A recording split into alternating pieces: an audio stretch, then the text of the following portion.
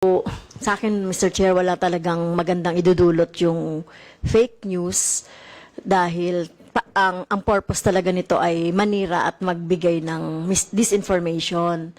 Commentary about the Filipino, if I'm Sadly, concerned. ganun po. Ganun Ganun na nga ba kababa ang pagtingin natin sa kapwa Pilipino natin? Well, hindi naman po lahat. Kaso, di ba, kulang nga tayo sa awareness. And then, karamihan ng population natin, mas marami ang lower class. Hiniling ni Vice President Sara Duterte sa Supreme Court, SC, na ipawalang bisa ang reklamong impeachment na inihain laban sa kanya ng 210 miyembro ng Kamara de Representantes. Kinuwestiyon ni Duterte ang validity at constitutionality ng ika-4 na impeachment complaint laban sa kanya. Kabilang sa mga abogadong magtatanggol sa petisyon sa SC ay ang ama ng Vice-Presidente na si dating Pangulong Rodrigo Digong Duterte, biyenan na si Lucas Carpio Jr., at mga abogado mula sa Fortune, Narvasa, at Salazar Law Firm. Binanggit ng Vice-Presidente na ang unang 3 impeachment complaints ay hindi na-transmit ni House Secretary General Reginald Velasco kay Speaker Martin Romualdez. Pero noong Pebrero 5, 2025, ang ika-4 na impeachment complaint na nilagdaan ng 200 pinakongresista ay inendorso ng Kamara sa Senado. Binigyang diin niya na sa Section 3.5, Artikulo 11 ng Konstitusyon, no impeachment proceedings shall be initiated against the same official more than once within a period of 1 year. By doing so, Respondent House of Representatives deliberately circumvented and violated the 1-year bar and ran roughshod over and made a mockery of the procedures under the Constitution and the House rules on impeachment, not only compromising the integrity of the impeachment proceedings, but demonstrating that all of these is nothing more than a political maneuver. Ani Duterte sa petisyon. Naghain si Duterte ng kanyang petisyon, kasama ang agarang aplikasyon para sa temporary restraining order at IAS o writ of preliminary injunction noong Pebrero 18, 2025. Pero hindi ito naisama sa diskusyon ng en banc session noong Martes. At yun na nga, sa bahagi ng mga bata na karamihan ay gumagamit na rin ngayon ng anumang social media platform, yung mga words na mga bad words, no, na nakikita nila, naririnig nila, at nakikita nila yan sa kahit nasa mas mataas na posisyon, ay parang Mr. Chair, nakakasira yun doon sa moral ng mga bata. Kaya kapag nakita nila na ina-utter yon ng mga merong kapangyarihan, no? Presidente, vice-presidente, tingin nila tama yon at ginagawa. So, ang sa observation nga po, sabi ng mga teachers, parang nagiging, sa bullying, Mr. Chair, no? Nagiging, talamak yung mga pagmumura, talamak yung mga pang-iinsulto, at nagiging, na rin ang bullying. So, talagang dapat na, we as adults, no, yung gumagamit ng mga social media, maging responsible tayo doon sa paggamit ng mga words or terms dahil tinitingnan ito ng mga bata. Yes, I agree po. Pero sir, dapat nga, tulad yung recommendation ni Ms. Malu Tikia last February 4, dapat po is, yung pagkaroon ng balita na fake, dapat sagutin nyo agad. Halimbawa, may fake news about Congressman Barbers. Dapat siya mismo, sasagutin niya agad. Kasi di ba kanina minention nyo, pag kayo hindi nyo pinapansin, ini-ignore nyo lang, ayaw nyo ma-stress. Kaya lang, habang pinapatagal natin yon, the more na hinahayaan natin siya, yung balita na yon, the more na kumakalat. Kasi ang Pinoy nga, kinakagat nila yung mga ganyang scandalous na stories. That's a very Question, no. False news does not have any positive impact in the nation and in nation building.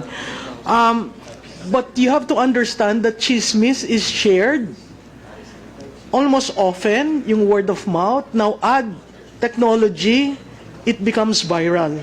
So like what I said in the first hearing, yung 3-second rule, whether you consider that as clickbait, the examples presented a while ago, they use short captions to really get the attention. But the worst part of that is, especially during elections, imagine voters voting because of fake news. That's a failure of democracy. That's a failure of nationhood. That's why I am here and sharing that we really need to regulate, and we really need to have some way of reckoning where those who are posting recklessly need to answer. And that's the reason why I support the initiative of the two committees. But sir, it is not only in politics that it happens. It happens among products, among companies, among brands. And the more heated the framing, the positioning becomes fodder for sharing. And that's a problem that I think every one of us need to recognize, from the user and to the content creators and to legislators. We just have to find a common ground. Thank you, sir. Yeah, Ilan ang current na bilang ng mga membro ng inyong organization? Actually, sir, wala po kaming exact number kasi we invite everyone from different organizations. Kasi ang nangyayari po kasi, napakaraming organizations ng mga vloggers. Iba-ibang grupo. Kaya lang, nagkakasama-sama rin kami. Kaya we don't really count the numbers, but for example, we have thousands per organization, and then we gather together then. So, mixed din nangyayari po. So, kumbaga, hindi nga, very informal nga po talaga. Kasi we don't have membership talaga na we have to register and then you have to pay a membership fee. Walang ganon. And Mr. Chair, bahagi po ba ng network nila? Kasi nga, yun, loose siya, pero bahagi din ba ng mga naaabot, nakakausap, at nakakapag-conversing ba kayo dun sa mga ibang pinatawag ng komite pero hindi nakasipot? Are they part of your circle or network? Committee, sir? Anong committee? Yung mga na-invite yung mga din, pinatawag. pero hindi pumunta dito. Yeah, I know some of them. Naging kasama ko yun sa group before. Yung mga ibang political bloggers na nandun. Actually, nagkasama-sama rin kami. And then, within our group, nagkaroon din kami ng mga confrontation dahil hindi rin kami nagkasundo-sundo. And then, nagkahiwa-hiwalay din kami dahil nga, iba-iba nga yung mga parang iba-iba yung gusto nila. Iba-iba mangyari. Pag meron kasing parang competition ng leadership, doon nagkakaroon ng problema.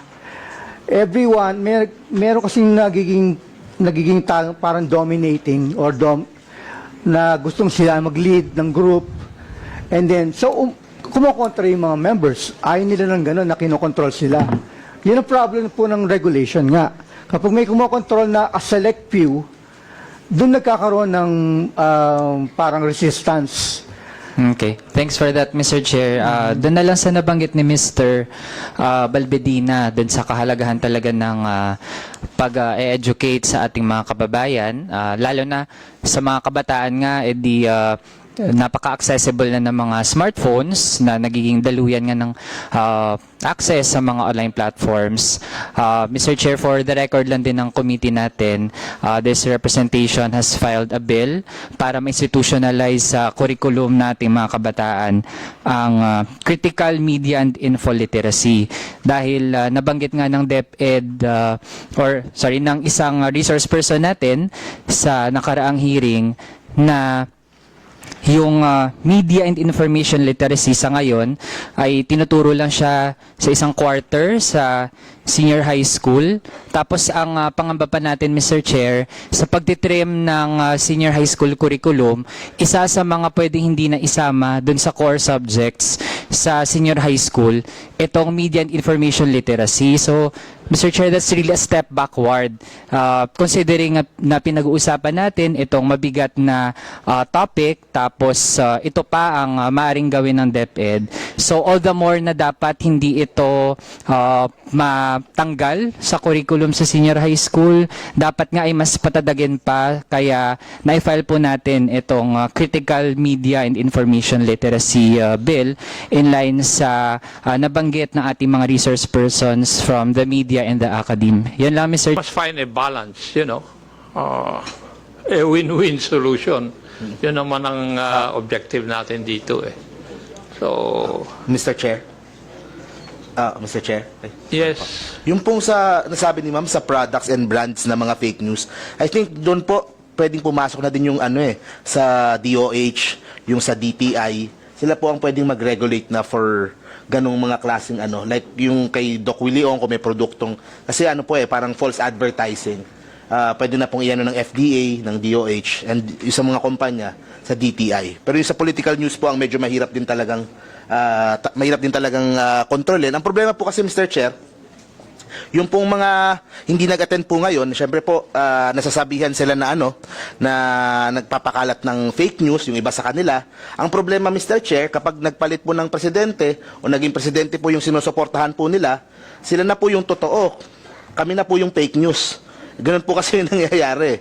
Yun po yung problema po talaga. Kung sino po ang yun po ang worry ko din na kung sino yung nakaupo, kung pangit yun yung fake news. Kung sino yung kumukontra sa nakaupo, yun yung fake news. Yun lang din po yung worry ko na nagagamit po sa ganun.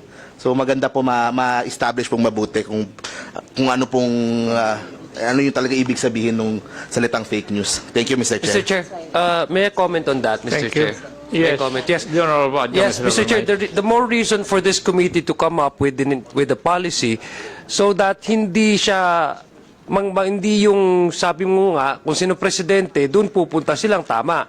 Tapos kung iba naman na maging presidente, nagkataon na hindi magkasundo, doon naman papanig yung ibang mga vloggers. The more reason for us to establish really, sabi nga ni Chairman Romy Acop, a balancing measure para we protect the freedom of expression. At the same time, you also protect individual rights against defamation, etc. At saka yung collective na interest ng bansa natin. Kanina, na sinabi dito ni Commodore, na meron talagang attempt ang China to infiltrate their own narrative in confusing the public in the Philippines na para magkaroon tayo ng alanganin na hindi suportahan yung stand ng Pilipinas pagdating sa West Philippine Sea. So all of these things, Mr. Chair, and with your comment, sir, the more reason for us to really come up with an enabling law. Yung sinabi nga ni Congresswoman Roman, magkaroon ng digital Council of the Philippines. Kasi nakita natin, Mr. Chair, sa community, this is an emerging industry and it's a community na wala silang self-regulatory mechanism. Compare mo doon sa mga journalists na they have the KBP. They have a set of standards where all of the members of KBP have to follow. And if there's going to be violation of the guidelines, meron silang internal sanction on their members. Dito kasi sa social media, wala talagang ganong self-governing or imposed na set of standards, ethical standards that they need to comply. So I think, Mr. Chair, since wala silang ganong klaseng internal na sarili ng regulation, I think that's where the government would supply and offer this mechanism so that we can regulate yung mga sinasabi nating mga pag-proliferate ng mga hindi tamang impormasyon. So I thank you for that comment kasi doon nagpapakita na makes it more important for us to come up with the policy para yung sinasabi mong hindi ma-open sa partisanship yung ganitong klaseng pagdi-disseminate ng mga informasyon.